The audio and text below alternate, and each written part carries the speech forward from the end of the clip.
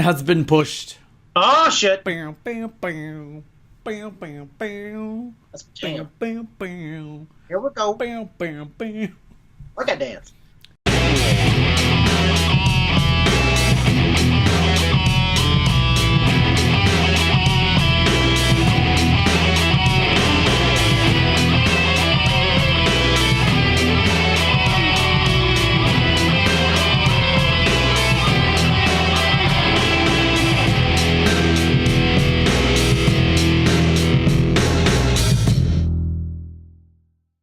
All right, man.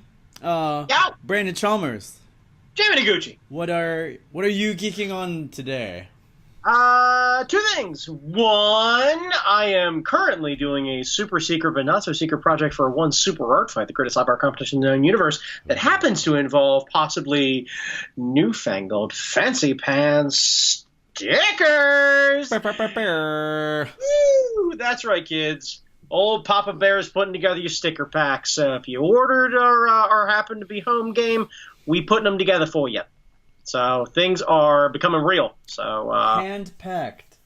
hand-packed. I noticed that you are still here, which means Gibson Music Company did not contact you. So I'm very sad about that. Yeah. So yeah. But it means sticker packs are happening. Yes, the sticker packs are happening anyway. So enough about the depressing short story that is my life. Stickers are happening, kids. Stickers. Stickers. Let's see what else is going on. Oh, I am potentially making a small financial life change. So I am working on something. But because of that, I'm learning Spanish for the first time in my life. Oh. As a practical skill. So I'm making flashcards, and I've got myself books, and I've got myself a little like books on tape sort of thing, and so Are you thinking yeah. about owning your own contracting company so you can build roofs and stuff? No, I'm actually thinking about opening up a taco truck, and this is just more. I'm kidding. I'm genuinely Oh, kidding. motherfucker. Oh, I was getting excited. The direction I may be heading in may be a more Hispanic-dominated workforce, and therefore I think the respectful and intelligent thing I can do is learn the language of the people. So I think at the very least I should do is understand at least some of the language, so this way I can at least work my broken Spanglish way through everything. And I assume it'll be like any other culture that I know nothing about. If I continue to just kind of go, hey, I know absolutely nothing about your culture. Please be gentle. I'm a moron. Most people are like, oh, okay, you're not a dick who just assumes that he knows everything. Yeah. And usually they're kind enough to drag me by the hand. I found this with everything from, like super Christian Southern white people to, Thai people to the African American community. Every community that I find myself in, from a friend or a friend of a friend, where I end up in like some food truck or a market or wherever it is, like I found kindness and openness to just kind of go, I know nothing, but I want to learn, tends to give me a pretty good response in most cases. So yeah, I think so. I'll to have that attitude about that. And so finally doing that, because I never actually bothered to do that in high school. I took a year of French and then got myself into the printing and graphic arts program at one Overly High School. That's right. I didn't have to take a foreign language, and look at me now. I took two. I took French in high school, which is totally useful now because I retained so much of it. In all fairness, it is relatively useful because your wife's family is French. Well, yeah. So at the very least, when people are talking about you behind your back. Yeah, I can understand certain phrases, but like I don't know the grammar, so that's a big problem. And then I also took I took a year of German in college. Okay. 'Cause I don't know. You wanted to be that guy? I wanted to try something different, I guess, and I thought, no. I mean, that makes sense. Try German. All right. Yeah. Well, good luck on your new endeavor. Is it going to be a job change, or is it just going to be like an extra thing that you're going to be doing, or? I am not 100% sure, and I don't know if I want to elaborate any farther. So, right now it is an open conversation that is happening, and I am taking a proactive thought, because even if I don't end up making this change, I figure Spanish is a good thing to know. I think so. I treat it like probably sign language, like anything else. Like if a large enough population around you speaks or communicates in a certain way, you should understand it. Yeah, I think so. Yeah. I may not know what on fleek means, but I'm going to learn all of fucking Spanish. That's, yeah. That's cool. Yeah. I'll always be an old, Jamie. Always be an old. Oh, what about you, man. sir? What you geeking about? So, because you have locked yourself off from social media, you Yeah. may not. Well, you're on Instagram, so you might be seeing vestiges of this latest thing.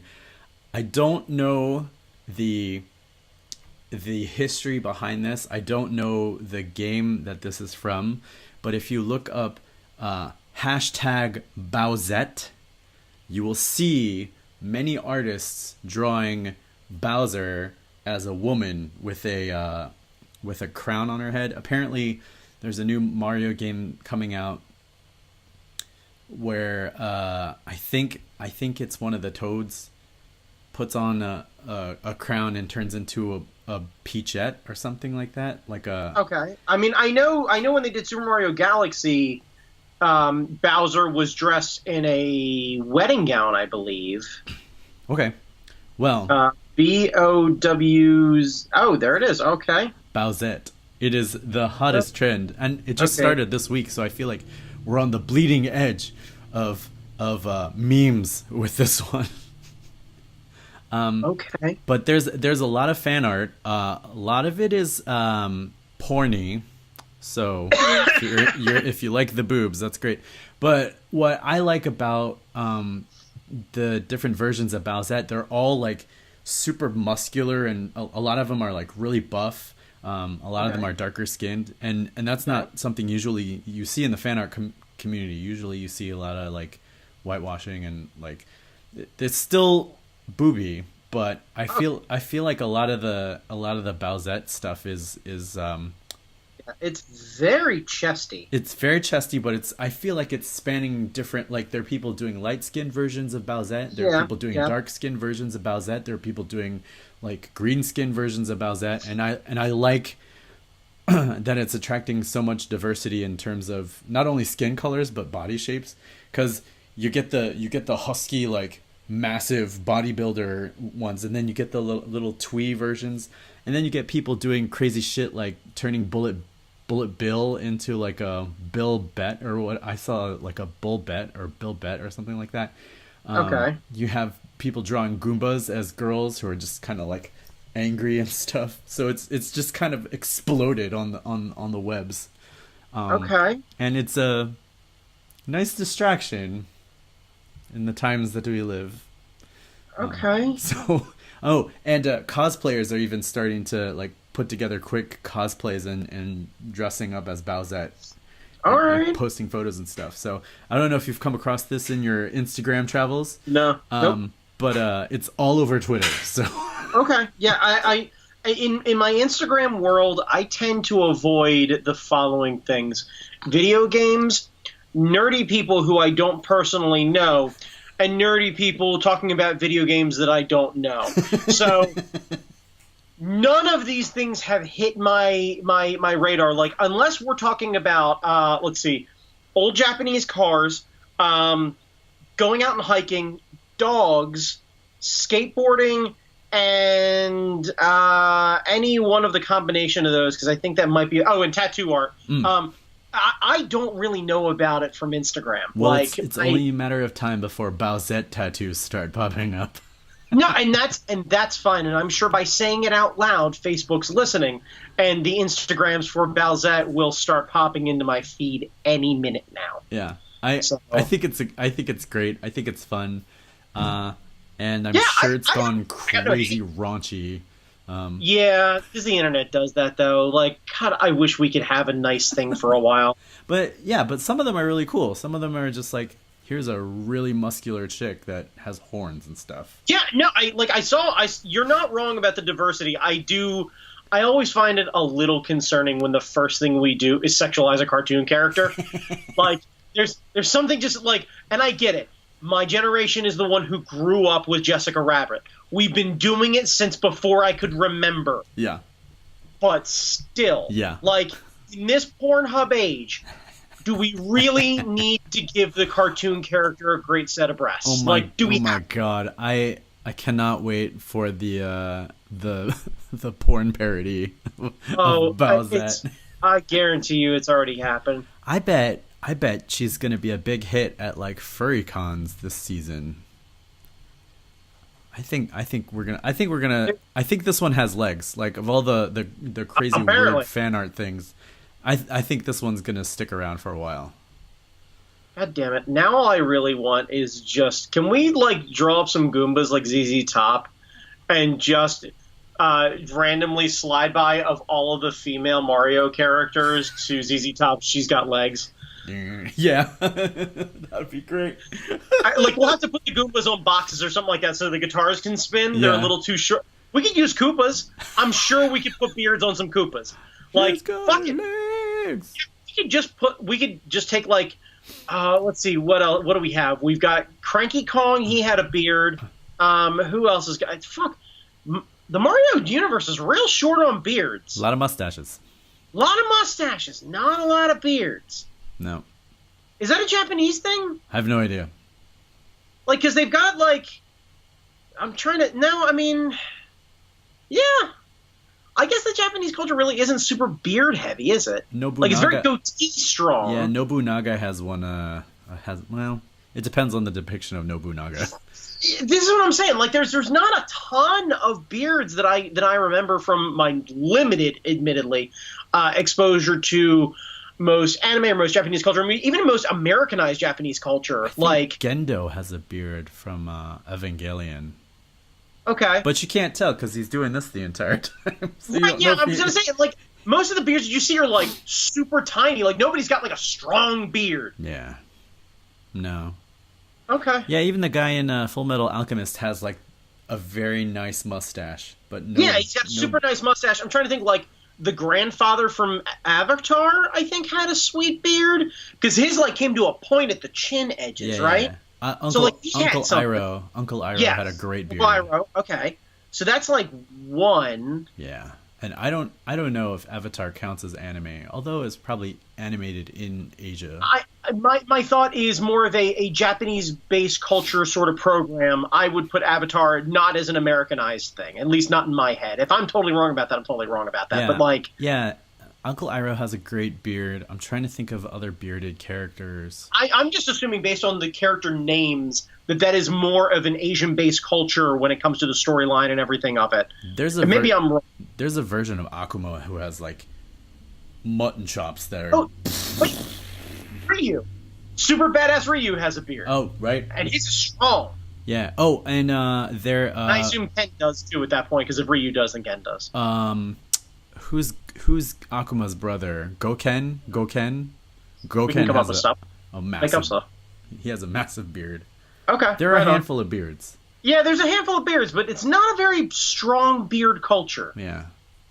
Interesting. Anyway, sorry, I digress. I Anyway. pulled us off of course. Yes, Bowsette. Look it up. Be aware that you will see some things that you may not have thought of before. But Yeah, I mean, look, kids, turn safe search on for once. Search it, find the characters, see how kinky you want to get. yeah, You trust you? Maybe turn a private window on. Don't get yourself on a watch list. Just saying.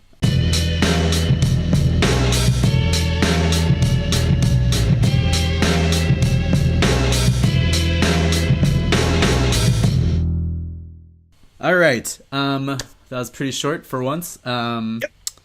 So, on our list for this week, Oh, shit. we have Dip in Dots.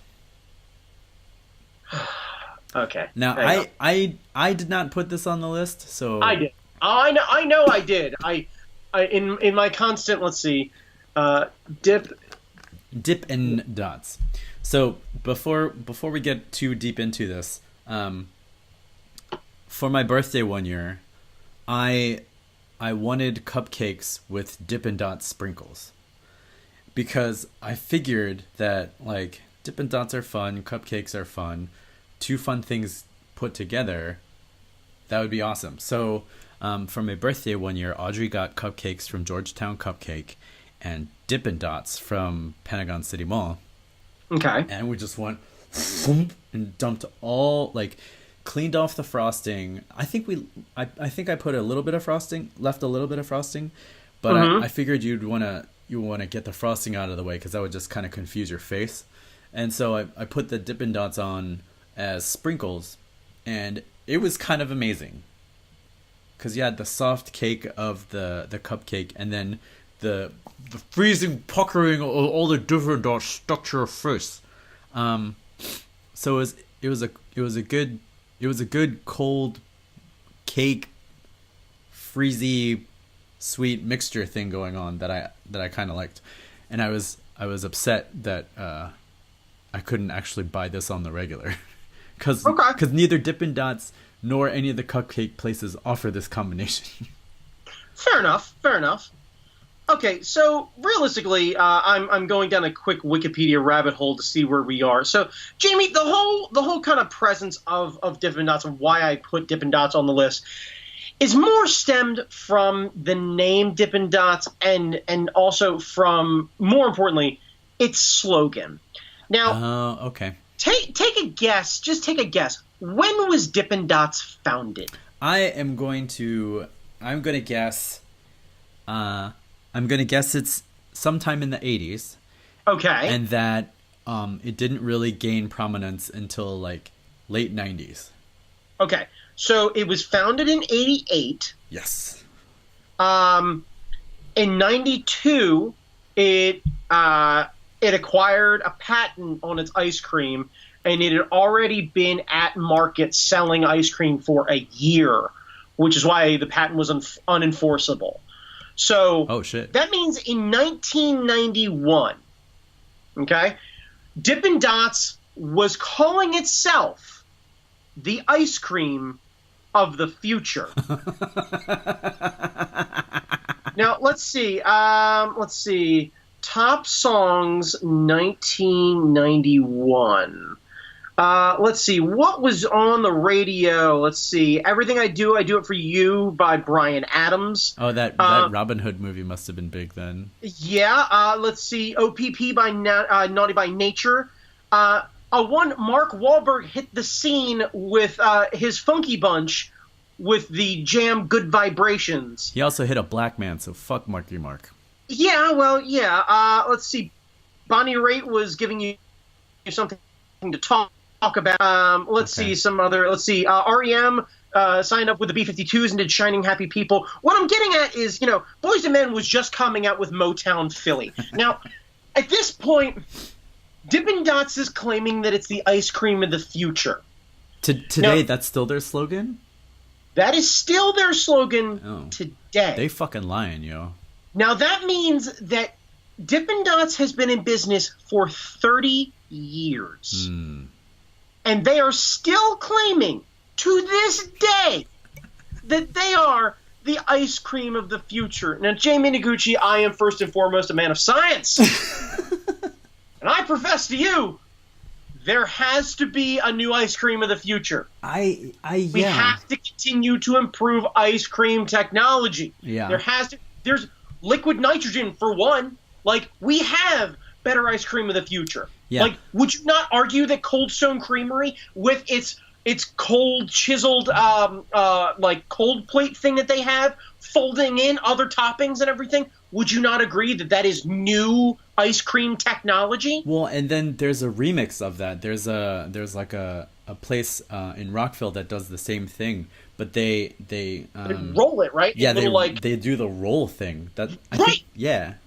Right. So what I'm saying is that Dippin' Dots has been riding this bullshit slogan for 30 years. In 1991, when Marky Mark was singing Good Vibrations, yes, I will agree, Dippin' Dots was the ice cream of the future. Yeah. And I dare say, and I understand that you enjoyed it on a cupcake. Yeah. I have issues with cupcakes. Oh, okay. That's a separate episode. An adult, use a fork and knife, get a real piece of cake. If you're a child, you can enjoy a cupcake. That aside, Dippin' Dots is bullshit. It's shitty ice cream. So are you saying that And we should be doing that. we should be actually eating the ice cream of the future? I'm saying we are eating the ice cream in the future, and I dare say we need to storm the Dippin' Dots factory in Paducah, Kentucky, and we need to set them straight. Hear me now. Feel free. I beg of you, Jamie Noguchi fans, Brandon Chalmers fans, Art Fight fans, at Dippin' Dots. You know I'm not going to do it. I don't have Twitter. I'm an old man shouting at an ice cream company. But I beg of you, we start the groundswell right now. I asked the Dippin' Dots. The Dippin' Dots R&D department has had 30 years to improve itself, Jamie Noguchi, and it has done shit. The Taco Bell R&D department has come out with, I dare say, countless different ideas in the last 30 years, and they use the same potentially 12 ingredients. That's true. Dippin' Dots. All right, let's see what's going on with Dippin' Dots. What are they doing currently? Dippin' Dots. The same shit. Only this time they're filing for Chapter 11, and they're damn near out of business because they can't get their shit together. Wait, are they really in Chapter 11? Let me see here. Let's see. On May 18th, 2012, U.S. Bankruptcy Court approved the purchase of the company by Scott Fisher and his father, Mark Fisher. The Fishers co-founded Chaparral Energy in Oklahoma. So they got bought by an energy company in Oklahoma.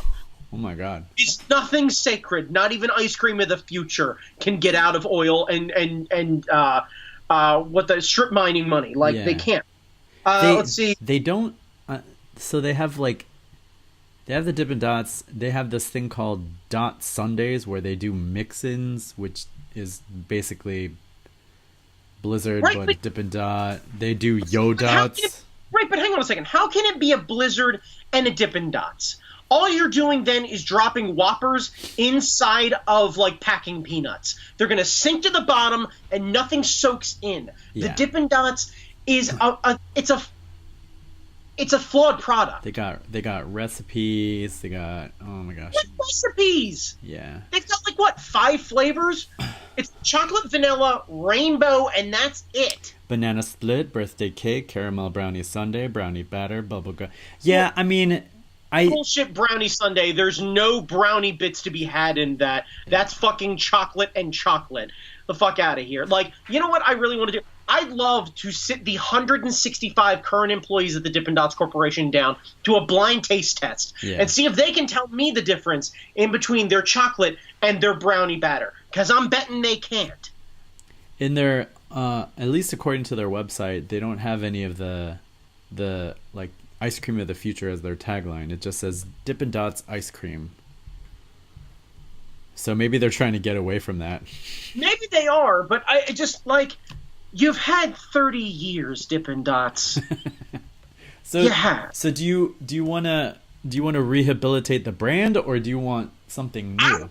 I want the newest ice cream. Jamie Noguchi, what I'm saying is that we have built a better mousetrap. We have. We have single-handedly saved Gibson guitars. Yes, we have. We have figured out the dessert ramen. Yeah. We understand both food, culture, and technology.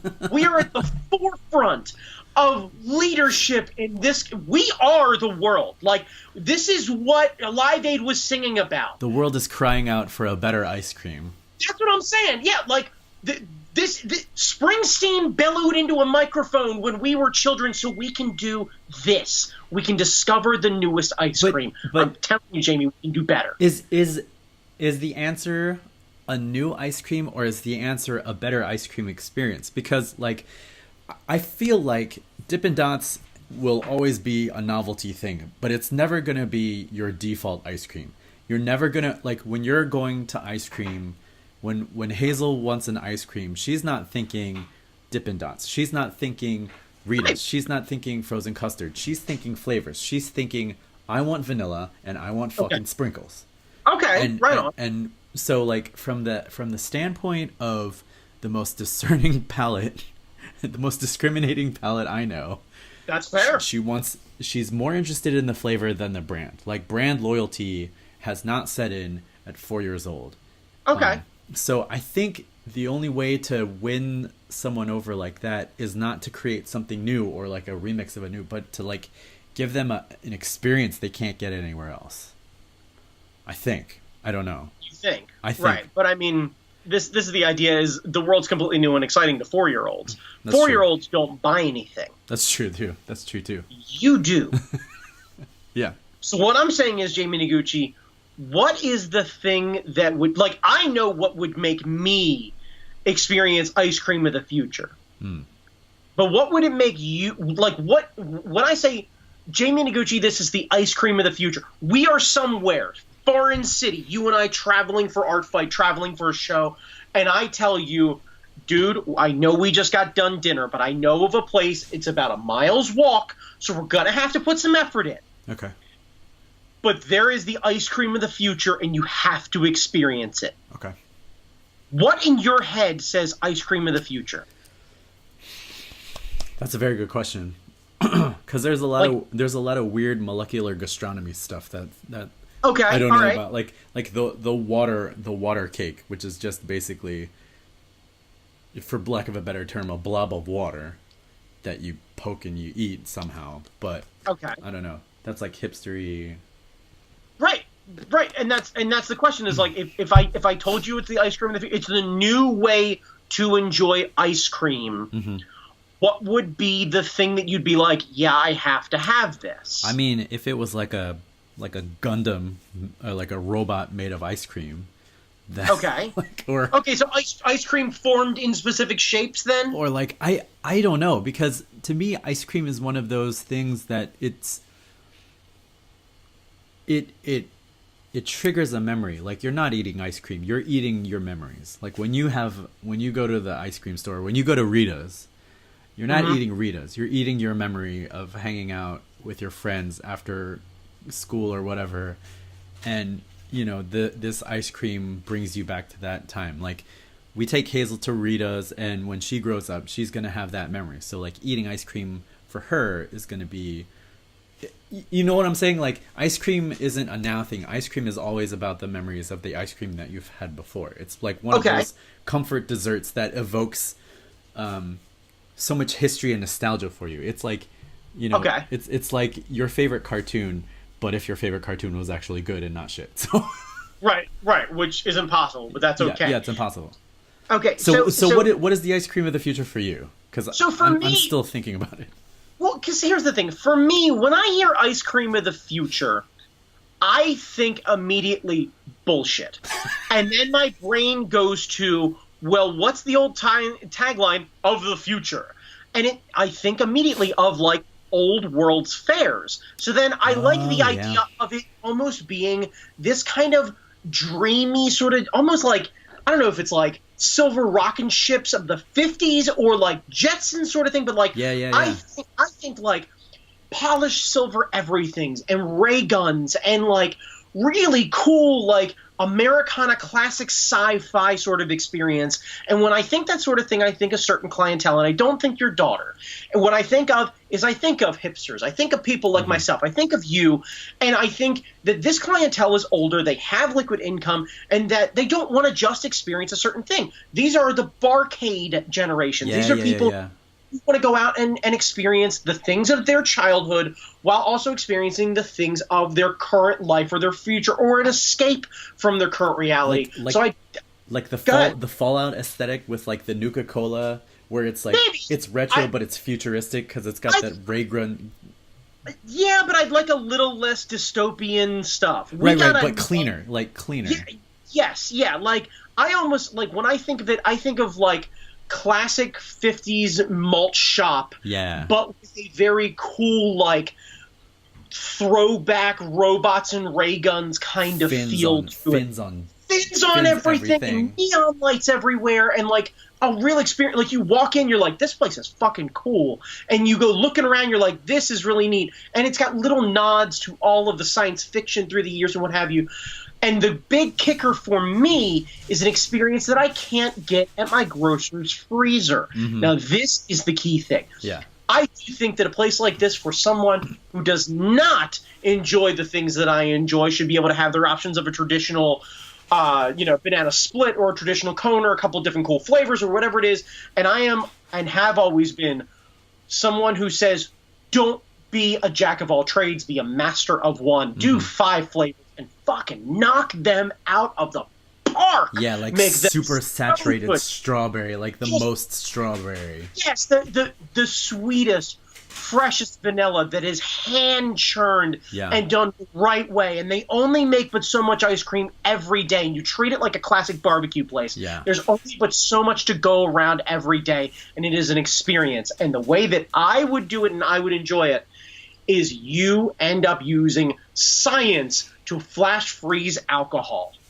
And you do boozy infused ice cream along with your shop. You make it 1 part bar, 1 part science fiction experience. Okay. You make it basically a like, hey, yeah, we went out to dinner and we had a couple drinks at dinner, but I don't want to go out to a club. I don't want to go to a danky looking bar. I'm on a date. I'm with friends. I want to go experience something cool and different. I'm going to go to this ice cream shop and we're going to go get a milkshake. And it's going to be bourbon-infused ice cream with a salted caramel thing on it because it really mixes well. And we're going to do it in a proper malt shop. And you're going to get it in a nice, big, tall, hefty glass with a long as fuck spoon with like a spaceship on the end of that spoon. And you'll be like, this place put some fucking big work fucking in. fin on it. Big fucking fins all over. Yeah, like, and it's going to be an experience. And you get done, and it'll feel a lot like Pulp Fiction, where you're like, I got to try a $5 milkshake because I don't know what deserves a $5. But I'm talking more like a $12 milkshake because it's got a bunch of booze in it. Yeah. But fuck, you're only going to go there but so often. This is not an everyday sort of experience. This is I want to go and I want this thing because I can't get it somewhere else sort of thing. Mm-hmm. I like this idea. I like the idea of the venue. I like the idea of the decor. I want to see, and I like the idea of using science. So like, instead of just seeing these big machines churning things, maybe you have your ingredients, you pour them, and then like within seconds it becomes ice cream or something like that, or like experiment stuff table side. And we could do, we could even go super hard with the science theme and mash up a bit of nerdiness, and like all of the people who are there are dressed as doctors and scientists from your favorite science fiction movies. Someone's dressed like Doc Brown. Someone's dressed like Dr. Horrible. Like we can mix all of these science bros from your childhood together, and we have them making your ice cream for you. 1 part Cold Stone, 1 part Corner Bar, 1 part realistic, cool, classic niche experience that you go in and you enjoy. If we had the money, we could easily set this up at San Diego Comic-Con and make a fucking mint, because it is the ice cream of the future, because it's the experience of the future, because it's from a future that doesn't exist, which makes it timeless. There it is. It makes it timeless. That's it. Nobody wants to experience this future. No, this future sucks. Yeah, this is awful. No flying cars, no fins. There are no fins. Yeah, there's no fins. There's no speed suits. There's no There's no chrome. There's no chrome. God damn it! This should be chrome. This fucking thing should be a mirror, and you put. It should be. This thing should be see-through. Yeah, and it should fucking pop up everywhere. It should be on my. It should be like this. Pop up, yes. I should be like this, and like. Yes. This needs fins and chrome. Yes. And this is what I'm saying. Like, I missed that future. For all of the bullshit and terribleness that happened in the 50s and 60s in our culture, there was a really cool design aesthetic that was happening with especially cars.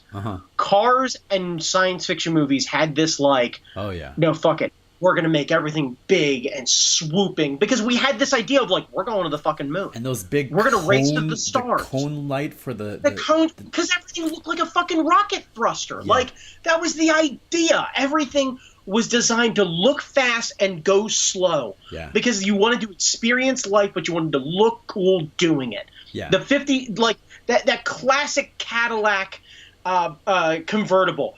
You know, big, long body lines, pointy tail lights, big-ass fins. And it was hot looking in any color you painted it. Oh, yeah. But when you saw, like, the idea of the predominant, like, 50s cool, as I dare say to a one Marty Day and nod, a Blastorama sort of spaceship was candy apple red with chrome striping and chrome accents. Auto era candy colors. Yeah, man. Yes, and it was like, and it was shiny and it was gorgeous, and you were like, man, that is a future I want to be a part of. I would clean up some of the lines just a little bit, but I would do a modern take on that 50s style, but I fucking want to see it. Yeah, I fucking want to see it. I want that aesthetic. I miss that. And that is what I think of when I think of the ice cream of the future. Yeah. Not necessarily the technology. No. I argue that maybe we've reached the pinnacle, and I'd argue that ice cream is timeless, as you said. I don't know if we necessarily need to improve how ice cream is done. I know there's already technology. I know there's already boozy ice cream. Yeah. I'm aware of this. Mm-hmm. I'm aware that there's infusions. I'm aware there's gastronomy. Like, I'm aware that there are techniques already existing in the science that we have right now that we can do exactly what I'm talking about. Oh, yeah. But I'm saying the experience of being able to almost go back in time and kind of experience this time capsule. And I know I'm compressing decades together, but kind of like it was – here's the thing is, like, if you scratched out all of the 70s, right, and you took the design aesthetic of the 50s and early 60s and the music of the 80s and combined them together, and it was like silver chrome spaceships and big fins and Oingo Boingo blasting in the background. It's kind of that, like – It hits all of your nostalgia buttons all at the same time and gives you an experience that you've never had anywhere else. A little neon, a little metal flake here. Yeah. Some like, man. Yeah, it's like one part hot rod, it's one part like new wave. Yeah. It's like kind of this compromise of something like you'd love to see and your grandfather would love to see all at the same time. If you both walked in, you went, this place is pretty cool. Yeah. We've hit it on the head. Yeah, because the lines would appeal to both of those sets, and it would just there's something about it that you just need to reach out and touch and experience. Some designs are timeless. You see this especially in classic cars. Some designs are just timeless. There's a reason why they can go back to them.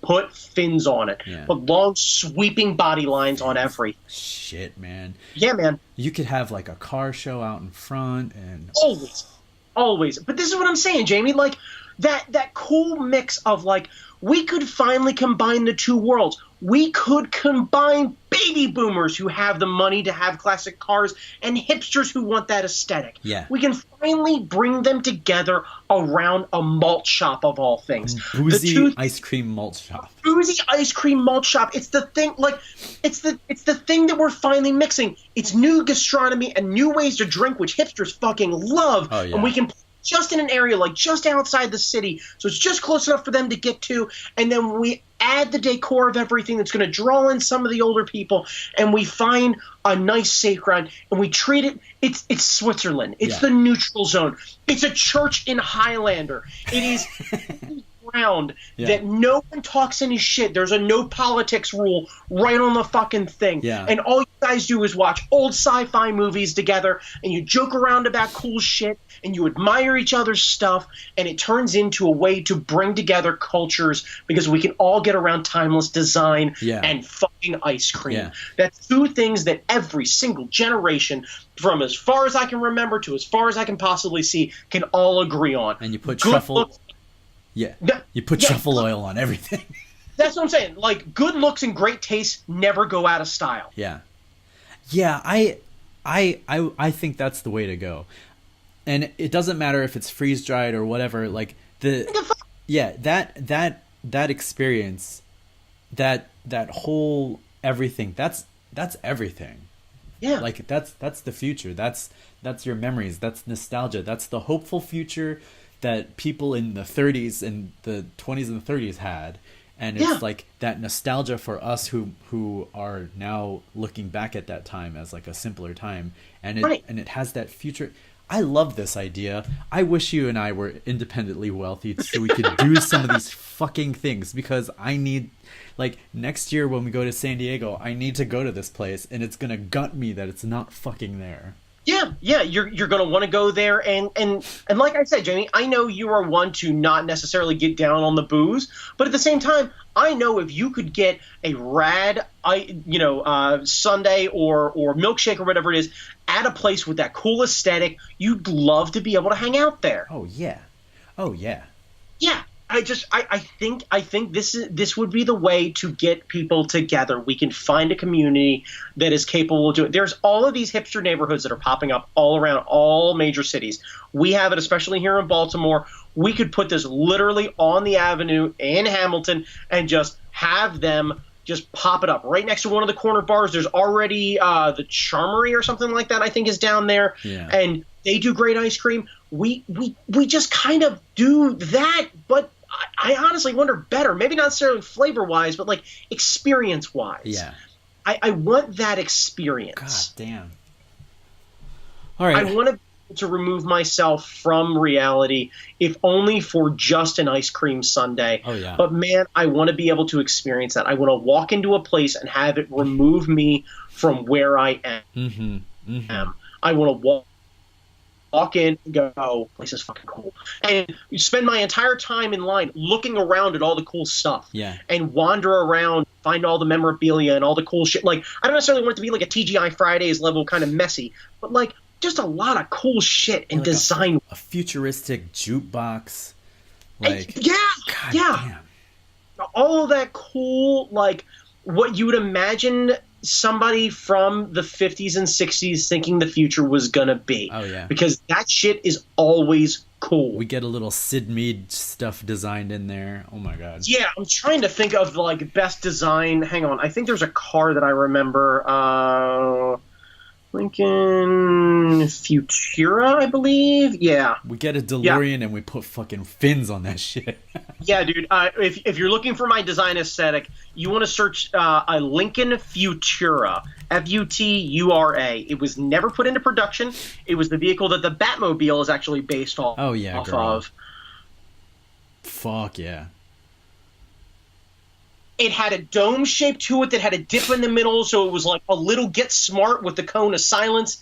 And it actually had on the back of it a microphone on the outside so that you could hear people and things that were going on the inside, because you were encapsulated in the delight that was this car. The dash rolled back because they wanted to hide everything. Revell did a model kit of it. Pieces, yeah, all of the grill pieces are individual teeth that are put in. Like, it is drool worthy, and it is like probably the best example of this design aesthetic. Yeah. I want that, and I want to have that experience, that rolled leather, that cushy kind of experience that the future is now sort of feel, and be able to enjoy it while I'm having some bourbon infused ice cream. Mm-hmm. It's everything I want. It's a treat. It's a visual experience. It's a bit of alcohol. Yeah. We need rich friends, Brandon. Yeah, no, we totally do. Yeah, and if you happen to know someone rich, or if you are rich, feel free to hit your boy up. I'll do terrible things for money, and as Jamie Noguchi can attest, I am probably one of the best right-hand men in the business. Oh, yeah. I rarely ever tell you no. I'll get up at weird hours to do dumb things, and if you call me and you say, Brandon, you need to find your boots, I know there's going to be something bad. Is it mud? Is it blood? I'm not going to ask. I'm just going to show up. That's the kind of person I am. God damn. See, this is what I'm saying. I am really going to be pissed next year. Where are we going to go? We can't go to this fucking ice cream place that I want. No, we can't, because it doesn't exist, because no one will fucking pay me to do it. This is what I'm saying, Jamie Noguchi. I'm full of great ideas. None of them are going anywhere. You had no idea I was going this direction with Dippin' Dots, did you? No. No clue. No. No, you thought I was going to piss and moan about little speckly rabbit turd looking ice cream for half an hour. No, sir. I have an optimistic view of the future, a future that we may never experience. But man, was there a glimmer in Kennedy's eye when he first sent everyone to the moon. Mm-hmm. And that's the life I want to see, and that's the ice cream I want to taste. Yeah. I love this idea. Motherfucker. It is the ice cream that I imagine you and I would be enjoying right now if Bobby Kennedy were president. That's the ice cream that I want. Yeah. Yeah. A future that never was. Yeah. I just want to look at it. I just want to look at the place. I want to look at the interior. Yeah. I want to look at the signs. Ice cream of someone else's future. That's really what it is. Yeah. The future, ice cream of the future that will never be. Yeah. It says ice cream of the future with an asterisk, and then way the fuck down the bottom. Yeah. We ain't gonna get here, but fuck it. Anywho's it. But yeah, that's my idea. I like your idea. I appreciate that. That's my idea of the ice cream of the future. Yeah, kids, do yourself a favor if you haven't done it already. Look up that Lincoln Future, start flipping through everything, and look at the fucking interior of that car, because that is how I would design the inside of the restaurant. That fucking dash is a 20. Oof. It's a roll-top desk made individually of billet steel polished pieces. It is fucking gorgeous. Oh, man. Anyway, I once again managed to try to turn everyone I know into a car nerd, because god damn it, it's relevant everywhere. Everywhere.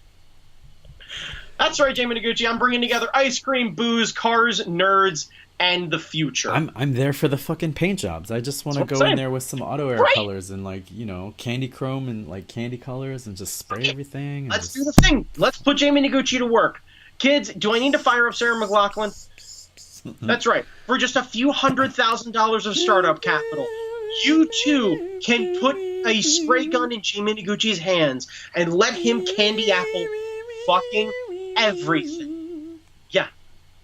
I promise to never, ever actually play Sarah McLachlan in this establishment. That's a promise I can make to you. All right, Brandon. Well, I think we can stop digging because you struck gold, my friend. That's right. That's right. And now I want to make a lot of money so that we can make this happen.